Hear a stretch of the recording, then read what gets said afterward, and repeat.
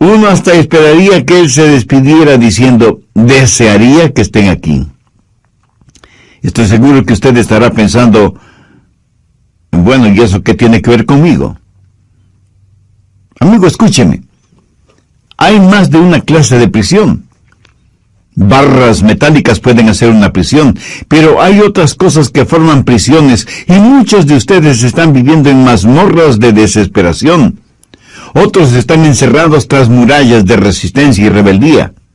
Hay unos cuantos más encadenados a circunstancias adversas con grilletes de miedo. Así que, ¿lo ve? Hay más de una clase de prisión.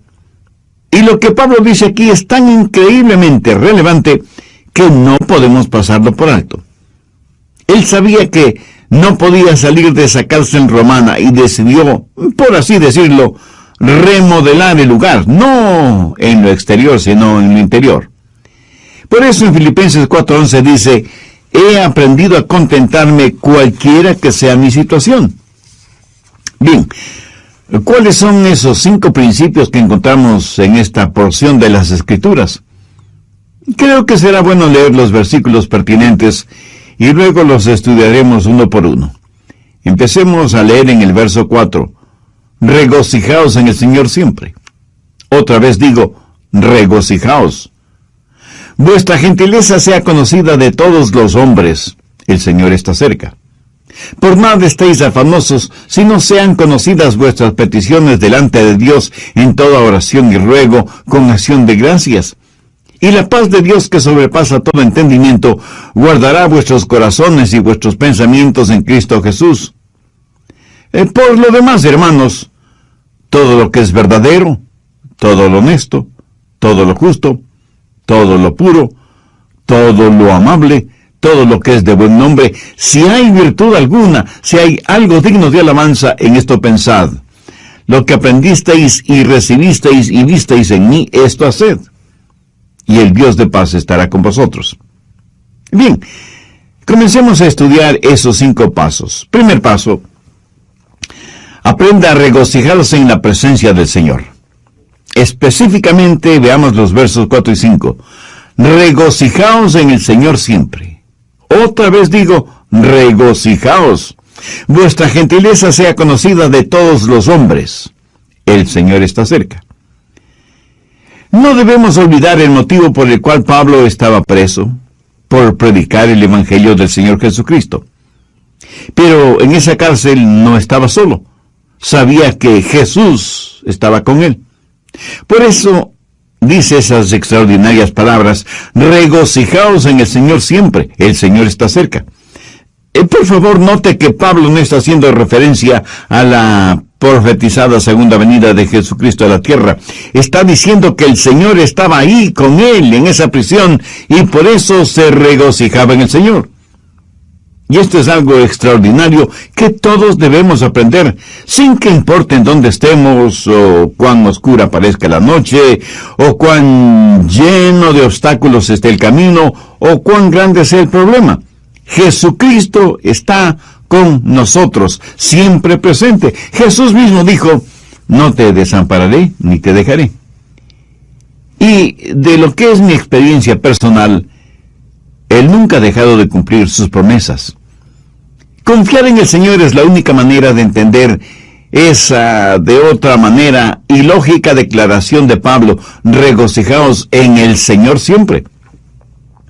Ahora quiero que entienda lo siguiente en forma muy clara. Usted no se regocija en las circunstancias. ¿Cómo puede regocijarse si está en la cárcel y su compañero de celda es un hombre totalmente depravado, y el calabozo es frío, húmedo, maloliente, infestado con ratas? No, usted no puede regocijarse en esas circunstancias. Usted se regocija en la realidad de que nada puede separarle del amor de Dios que es en Cristo Jesús. El apóstol Pablo, cuando escribió a los creyentes en Roma, les dijo, ¿quién nos separará del amor de Cristo? ¿Tribulación, o angustia, o persecución, o hambre, o desnudez, o peligro, o espada? Como está escrito, por causa de ti somos muertos todo el tiempo. Somos contados como ovejas de matadero. Antes, en todas estas cosas, somos más que vencedores por medio de aquel que nos amó. Por lo cual estoy seguro que ni la muerte, ni la vida, ni ángeles, ni principados, ni potestades, ni lo presente, ni lo porvenir, ni lo alto, ni lo profundo, ni ninguna otra cosa creada nos podrá separar del amor de Dios que es en Cristo Jesús, Señor nuestro. Nuestro gozo en el Señor debe ser continuo, no esporádico. Por eso Pablo dice, regocijaos en el Señor siempre. Y eso literalmente significa todo el tiempo, cada día, cada semana, cada mes, cada año, cada segundo. Y no debido a las circunstancias, sino a pesar de las circunstancias. No olvide que Pablo escribió estas palabras estando en una prisión. El gozo en el Señor debe ser como un termostato, no como un termómetro. El termómetro registra las condiciones.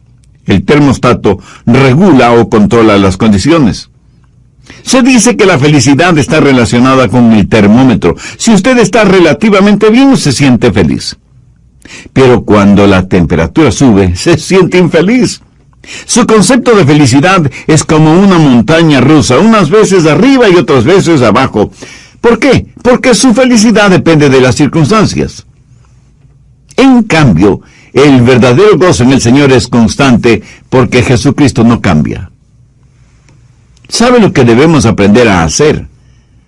Practicar la presencia del Señor en todos los niveles de nuestra vida, en el hogar, en los negocios, en la iglesia, en los deportes, en nuestra vida política y social, y en fin, en todas partes.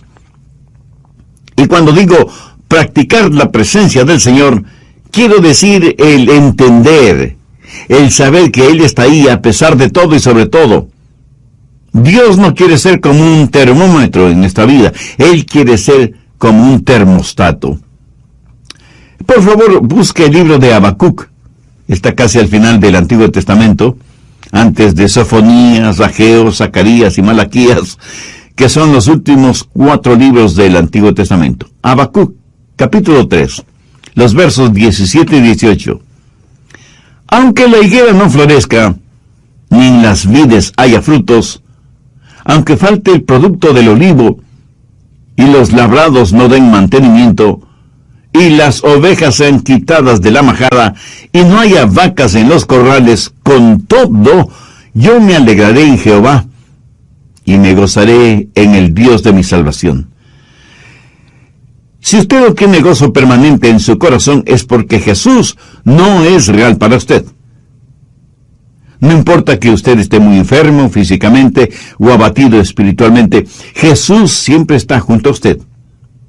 Y si usted no lo siente cercano, no es culpa de Jesús, es culpa únicamente suya. Jesucristo, cuando estuvo a pocos días de su muerte en la cruz del Calvario, habló de este gozo. Por favor, busque el Evangelio de Lucas, capítulo 10, verso 21. En aquella misma hora Jesús se regocijó en el Espíritu y dijo, yo te alabo, oh Padre, Señor del cielo y de la tierra, porque escondiste estas cosas de los sabios y entendidos y las has revelado a los niños. Sí, Padre, porque así te agradó. Y un poco antes de ser arrestado, juzgado y sentenciado a morir en la cruz, Jesús dijo, estas cosas os he hablado para que mi gozo esté en vosotros y vuestro gozo sea cumplido. Veamos lo que dice el Salmo 16:11. Me mostrarás la senda de la vida, en tu presencia y plenitud de gozo. Eso es lo que, en síntesis, Pablo está diciendo.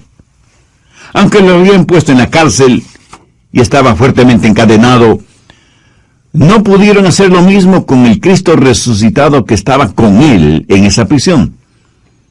Aunque los carceleros romanos no podían verlo, era una realidad. Sobre todo para Pablo ese momento. Regocijaos en el Señor siempre. Entonces el primer paso es regocijarse en el Señor. Si usted quiere tener una buena actitud mental, encuentre su gozo en el Señor, no en las circunstancias. Porque las circunstancias cambian, pero Jesús nunca cambia. Mírelo. considérelo, contémplelo, ámelo, encuentre su gozo en Él. Segundo paso, confíe en el poder del Señor. No solo que debe regocijarse en la presencia del Señor porque Él está junto a usted, sino que debe confiar, debe depender del poder del Señor. En el verso 6, Pablo dice, por nada estéis afanosos, si no sean conocidas vuestras peticiones delante de Dios en toda oración y ruego con acción de gracias. Ahora, ¿qué quiere decir el apóstol? Que si usted tiene un problema, debe contárselo a Dios. Y ya sé que algunos de ustedes inmediatamente me estarán diciendo, pero pastor, si es verdad que Dios lo sabe todo, ¿por qué debo contarle mi problema? Mi amigo, usted le cuenta sus problemas a Dios para beneficio suyo, no de Dios. Cuando usted le cuenta su problema, está demostrando que depende del poder de Dios para solucionarlo, y no de su propia sabiduría o fortaleza. Además, note que Pablo dice que debemos hacer conocer nuestros problemas a Dios en oración y ruego con acción de gracias. O sea, usted no está simplemente informando a Dios sobre sus problemas, sino que los presenta como parte de su oración y ruego, agradeciendo a Dios que le está escuchando. No viva extremadamente preocupado por nada. Una de las emociones más devastadoras que puede atacarle es la preocupación. Ya lo he mencionado en otros mensajes, pero creo que bien vale la pena repetirlo este momento. La preocupación hará en su mente lo mismo que la arena hace en un motor. Lo destruye. Si usted es dado a la preocupación extrema, no es nada mejor que un alcohólico, un drogadicto, un fumador o un jugador. La misma palabra preocupación conlleva la idea de división, de algo que se desgarra. En un lado está la mano de la esperanza, y en el otro lado está la garra del miedo. Y usted, estando en la mitad, prácticamente se desgarra entre la esperanza y el miedo. En el capítulo 6 de Mateo, el Señor Jesús enfáticamente nos advierte contra la preocupación. Mire lo que dice el verso 27. ¿Y quién de vosotros podrá, por mucho que se afane, añadir a su estatura un codo? Esa frase, por mucho que se afane, no significa otra cosa que por mucho que se preocupe. Y la preocupación, francamente, no sirve absolutamente para nada. Bueno, en realidad, sí sirve para algo. Sirve para preocuparnos.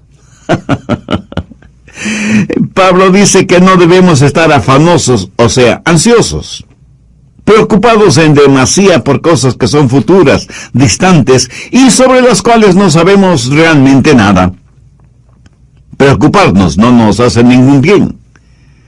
La preocupación es como una silla mecedora, nos da algo en qué pensar, pero no nos conduce a ninguna parte. Los psicólogos del comportamiento humano dicen lo siguiente sobre la preocupación. 40% de aquello por lo cual nos preocupamos nunca llega a suceder. 30% ya ha sucedido, y la preocupación nada puede cambiar. 12% es una preocupación innecesaria para usted. 10% de nuestras preocupaciones son de variada índole, por lo cual no necesitamos preocuparnos. Y solo, escuche, solo el 8% del resto se podría considerar digno de preocupación. Pero aún este grupo se subdivide en dos categorías: los que pueden hacer algo al respecto y los que no pueden hacer absolutamente nada. Ahora, si usted puede hacer algo al respecto, pues hágalo. Y deje de preocuparse. Y si no puede hacer nada, su preocupación no va a cambiar nada. Así que deje de preocuparse. Por cada mal debajo del sol, o hay una cura o no lo hay. Si la hay, búsquela hasta encontrarla. Y si no la hay, pues mi amigo, olvídese del asunto. Jesús dijo que nadie puede añadir ni un centímetro a su estatura por medio de la preocupación. Ese gran escritor norteamericano que fue Mark Twain dijo: soy un hombre viejo que he tenido muchas preocupaciones, la mayoría de las cuales nunca sucedieron. La preocupación es inútil y hasta una pérdida de tiempo. Mire lo que Jesús dijo en Mateo 6:34. Así que no os afanéis, o sea, no os preocupéis por el día de mañana, porque el día de mañana traerá su afán, o sea, su propia preocupación. Basta cada día su propio mal.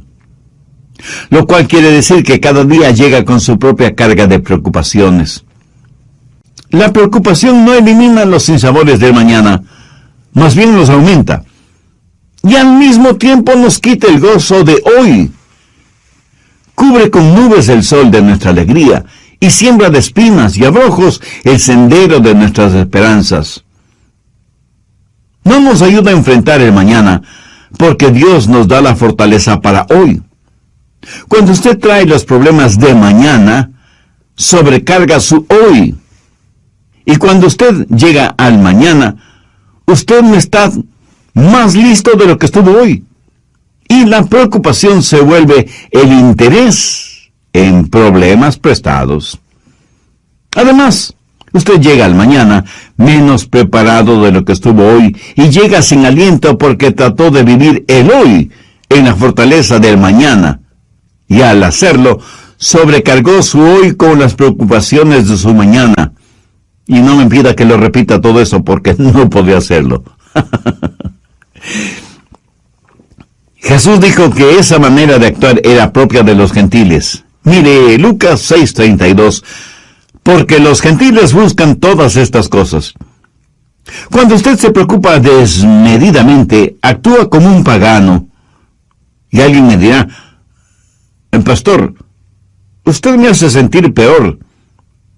Dígame. El doctor Adrian Rogers, en la voz del pastor Lenin de Llanón, nos entrega la segunda parte de 5 pasos hacia la salud mental. Desde el programa anterior estamos estudiando en el capítulo 4 de Filipenses 5 pasos hacia la salud mental, poniendo énfasis en primer lugar en la frase paulina: regocijaos en el Señor siempre. Entre otras cosas dije que el gozo en el Señor debe ser como un termostato, no como un termómetro. El termómetro registra las condiciones. El termostato regula o controla las condiciones. Se dice que la felicidad está relacionada con el termómetro. Si usted está relativamente bien, se siente feliz. Pero cuando la temperatura sube, pues se siente infeliz. Su concepto de felicidad es como una montaña rusa, unas veces arriba y otras veces abajo. Su felicidad depende de las circunstancias.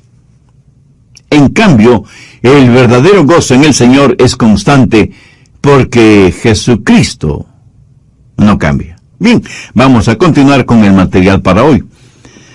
Aunque no debemos preocuparnos excesivamente por nada, debemos orar fervientemente por todo. Y no faltará quien esté pensando ahora mismo: Pastor Rogers, ¿qué sabe usted de eso? Seguramente nunca ha tenido problemas ni preocupaciones.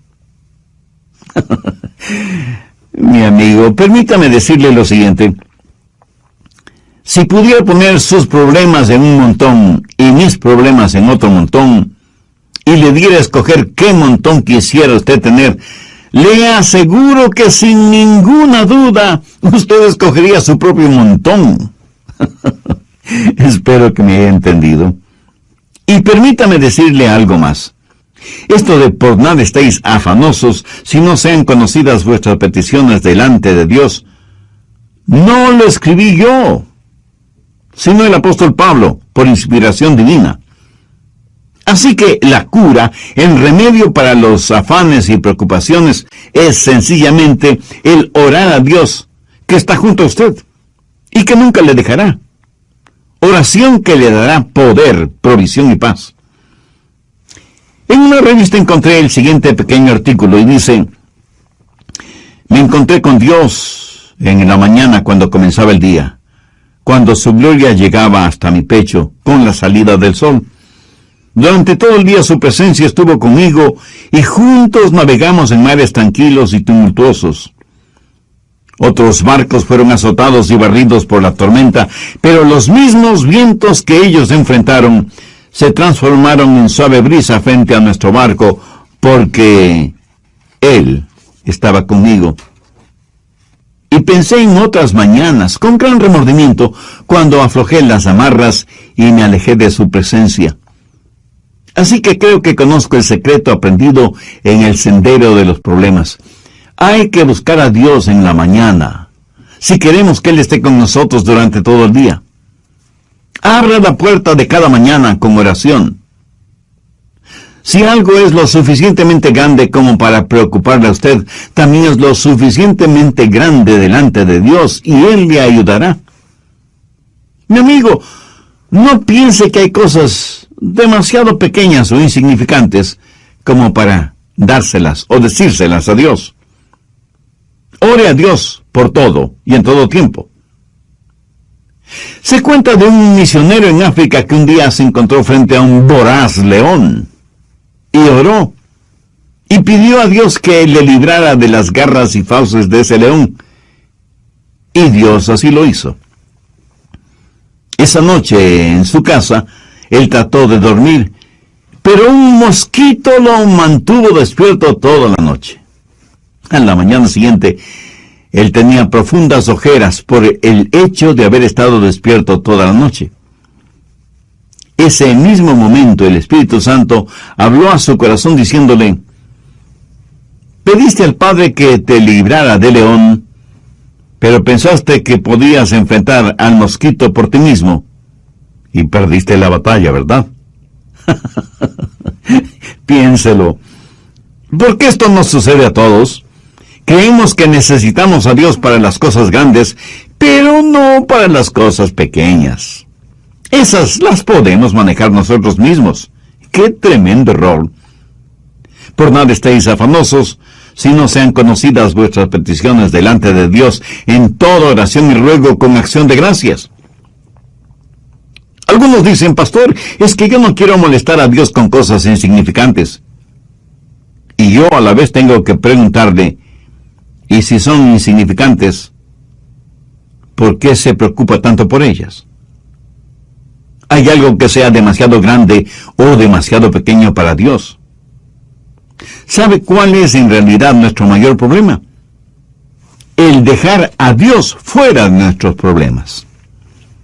Tercer paso: medite en la provisión del Señor. Cuando pedimos a Dios que nos ayude, debemos hacerlo con una actitud de agradecimiento. Pablo termina el verso 6 con las siguientes palabras: con acción de gracias. Ahora, si usted le pide más a Dios, pero no le agradece por lo que ya le ha dado, yo no creo que sus oraciones serán contestadas como usted quisiera que le contestaran. ¿Sabía que no hay mayor expresión de fe que la gratitud, y que la preocupación es la mayor expresión de ingratitud? Piénselo.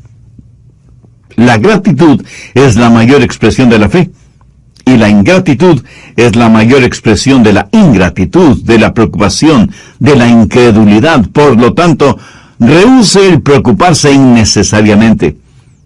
Deje sus problemas en manos de Dios y agradezca a Dios por lo que ya ha hecho y por lo que hará por usted.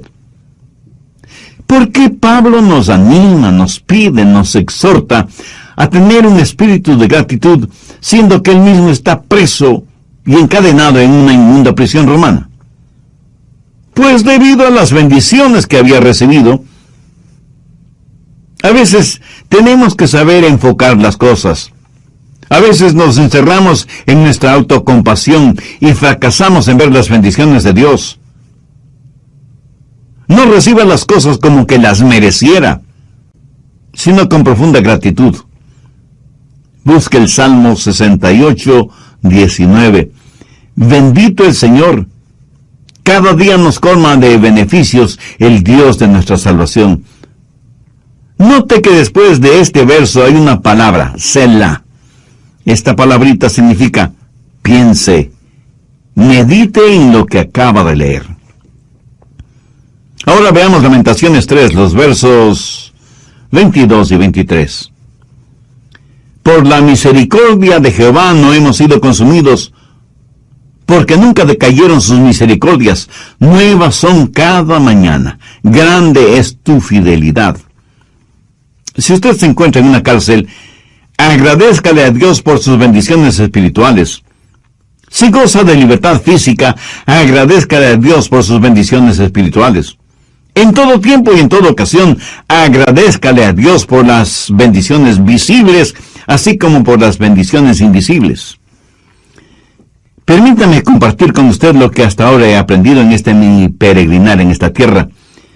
Las personas ingratas son, por lo general, personas infelices. O sea, no saben lo que es la alegría, la felicidad.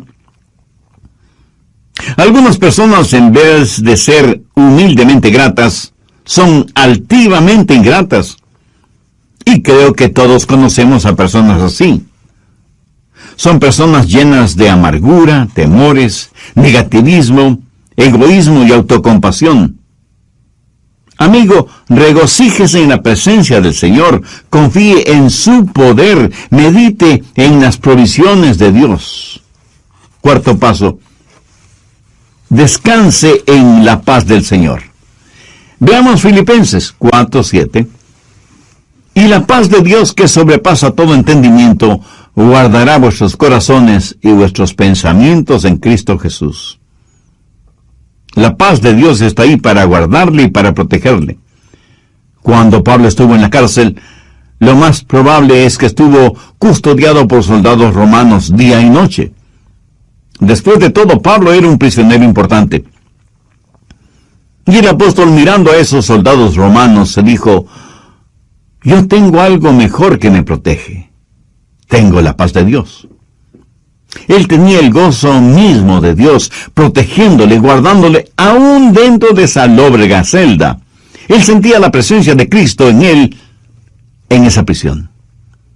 ¿Qué clase de paz es la que tuvo Pablo? La paz de Dios. Y esta no es una paz provista por las circunstancias. Las circunstancias que ese momento rodeaban a Pablo podían ser cualquier cosa menos portadoras de paz. La paz de Dios no es la eliminación de los problemas en la vida, sino el aumento del poder para entender esos problemas. Usted no mantiene esa clase de paz. Esa paz lo mantiene usted. La paz de Dios está muy por encima de lo que podemos entender. No está encerrada en una botella de licor, ni en una hipodérmica con droga. Un doctor no se la puede recetar. Un psicólogo no se la puede proporcionar. Un amigo no se la puede brindar. Lo académico no se la puede enseñar. La religión no se la puede otorgar y ninguna ley se la puede dar. Usted la obtiene directamente de Dios. El Señor Jesús dijo: la paz os dejo, mi paz os doy. Yo no os la doy como el mundo la da. No se turbe vuestro corazón ni tenga miedo. Mi amigo, esa es nuestra herencia. La paz que el mundo no puede dar es la paz que el mundo no nos puede quitar. Encuentre su paz en Jesús. En Isaías 26:3 leemos: tú guardarás en completa paz aquel cuyo pensamiento en ti persevera, porque en ti ha confiado. Quinto paso: reflexione en los propósitos de Dios. No sería nada raro que usted esté pensando: ¿y cuál?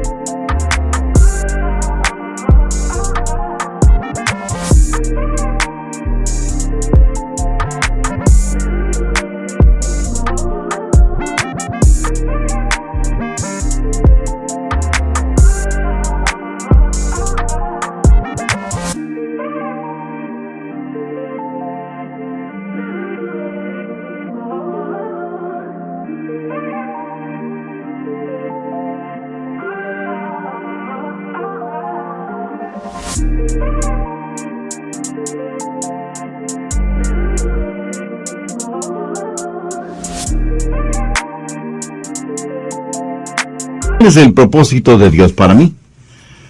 Bueno, la respuesta está en Filipenses 4:8. Por lo demás, hermanos, todo lo que es verdadero, todo lo honesto, todo lo justo, todo lo puro, todo lo amable, todo lo que es de buen nombre, si hay virtud alguna, si algo digno de alabanza, en esto pensad. Usted puede escoger sus pensamientos como escoge a sus amigos, o sea, podemos y debemos ser selectivos tanto en lo que permitimos entrar en nuestra mente y en los amigos que tenemos. Si usted quiere poner en su mente basura intelectual o religiosa o moral, pues está en la libertad de hacerlo. Pero el otro lado de esa moneda es que si usted quiere poner en su mente pensamientos honestos, justos, puros, agradables y positivos, está también en la libertad de hacerlo. ¿Cómo puede pensar en todo lo que Pablo dice en el verso 8? ¿Cómo puede dejar de pensar en las cosas incorrectas? Pues pensando en las cosas correctas. Sencillo, ¿no le parece? Ya lo he dicho varias veces que Dios nos ha hecho en tal forma que es imposible que tengamos dos pensamientos diferentes al mismo tiempo en nuestra mente. Así que, si está pensando lo que debe estar pensando, no tendrá tiempo para estar pensando en lo que no debe estar pensando. Mi amigo, ese es el mejor remedio para los malos pensamientos. Si usted está pensando en las cosas correctas, le aseguro que le será imposible pensar en las cosas incorrectas al mismo tiempo. Ahora, Pablo no está hablando acerca de hechos, sino acerca de la verdad, de la honestidad, de las cosas que son puras, que no son torcidas. No se solace mirando pornografía y toda clase de cosas impuras, lujuriosas, sexuales. Dios es un Dios que nos ha creado con la capacidad para apreciar la pureza, la belleza. Es increíble que la gente puede estar rodeada de cosas hermosas, pero no las ven. Y si las ven, no las aprecian. Escuché de un pequeño niño y de un anciano pastor que estaban contemplando el Gran Cañón del Colorado en los Estados Unidos. De paso, debo decir que esta impresionante formación rocosa es una de las maravillas naturales del mundo. El anciano pastor describió a su esposa y le dijo: hoy he visto la mano creadora de Dios. He visto la paleta de colores de Dios y cómo sus dedos han esculpido semejante maravilla. Y con expresiones semejantes, describió para su esposa la impresión de haber visto el Gran Cañón. Mientras tanto, el pequeño niño le escribió a su mamá y simplemente le dijo: ¿sabes qué, mamá? Hoy escupí en el Gran Cañón y mi saliva viajó casi 2 kilómetros hacia abajo. ¿Lo ve? Usted puede estar rodeado de belleza y no verla. Pablo dice: todo lo que es de buen nombre.